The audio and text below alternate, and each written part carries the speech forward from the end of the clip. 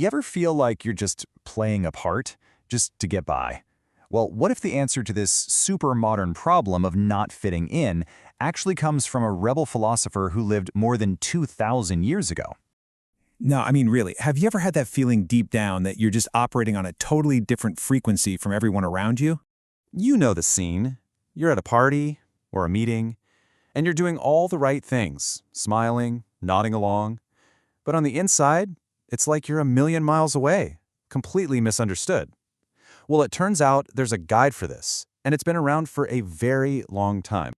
So, let me introduce you to Zhuangzi. Now, he was a philosopher in ancient China, but don't let the word philosopher make you think of some stuffy guy in a robe.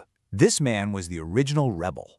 See, this wasn't some guy who was chasing power or prestige.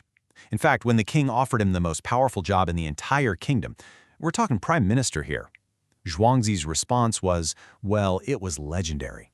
He asked the king's messengers that exact question, and they, of course, said they'd rather be the live turtle, so Zhuangzi just looked at them and said, "Go then. I, too, would rather drag my tail in the mud." He chose a messy, free life over a famous but ultimately dead one. So what's behind this radical way of thinking? Well, one of his most famous stories gives us an amazing way to deal with judgment from other people, and it all starts in the depths of a huge, dark sea. Okay, so try to picture this. A fish named Kun, so massive it's almost impossible to imagine. We're talking thousands of miles long. And for years, it just hangs out in these deep, dark waters, building up its strength, just waiting. And then it happens. This giant fish transforms into a bird, Peng, a creature so enormous its wings are like clouds covering the entire sky. And it sets off on this incredible, epic journey, 90,000 miles south. But, as you can imagine, not everyone was a fan. And this is where it gets really interesting. Down on the ground, a little cicada and a dove are watching this whole thing. For them, a huge journey is just flying to the next tree. Their entire world is the space between a few branches. They're judging this epic, 90,000-mile flight from their tiny little patch of ground. Does that sound familiar at all? It's that voice of doubt we hear all the time, right? You decide to start a new business, or learn a new skill, or just take a different path in life. And there's always someone on the sidelines going, "Why bother? What's the point? Just stay here where it's safe." They're the cicadas. You're the Peng. And that's Zhuangzi's genius right there. When people doubt your big dreams, it's not always because they're mean. It's because they're literally measuring your massive sky with their tiny little ruler.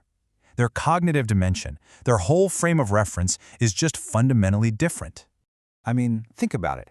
You can't explain what ice is to an insect that only lives in the summer. It has no concept of winter. It's just pointless. So why burn all that energy trying to explain your 90,000-mile journey to people who can only see to the next tree? Maybe not fitting in is just the price you pay for flying high. Okay, so that's how we handle pressure from the outside. But what about the pressure we put on ourselves? That constant need to be useful, to be productive? Well, Zhuangzi has a pretty wild answer for that too. It's a concept called Wu Yong Ji Yong. And basically, it completely flips our whole idea of value on its head.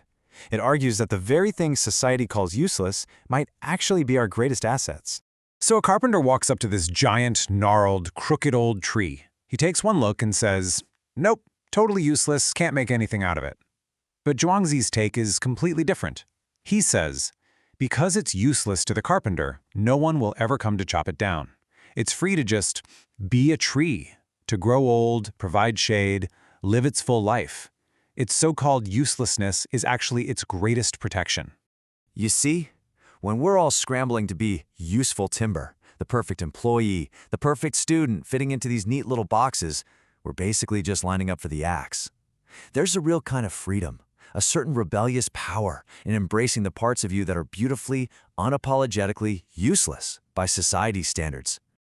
All right, so all of this brings us to Zhuangzi's final and maybe most mind-bending lesson of all. This is where we completely rethink who we even are. So the story goes, one day Zhuangzi fell asleep and had this vivid dream that he was a butterfly. And he wasn't just dreaming about being a butterfly, he was a butterfly, flitting around, totally happy, with absolutely no memory that he had ever been a man named Zhuangzi. And then, suddenly, he woke up. He was himself again, solid, real Zhuangzi. But in that hazy moment between the dream world and the real world, this incredible question popped into his head. Am I Zhuangzi, who just dreamt he was a butterfly? Or am I a butterfly who is now dreaming that he's Zhuangzi?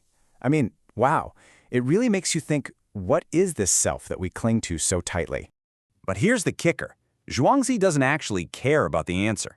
The whole point is to get you to ask the question, to realize that your identity isn't some fixed, solid thing. We aren't statues. We're rivers. We're a process, a constant flow. And real freedom comes when we stop trying to build a dam and just let ourselves flow. So maybe all that pressure we feel to fit in is based on a total illusion. The idea that there's even a fixed in to fit into in the first place. Zhuangzi would say there isn't. There's just the flight, the tree, the dream. And the only real question left is, how free are you willing to be?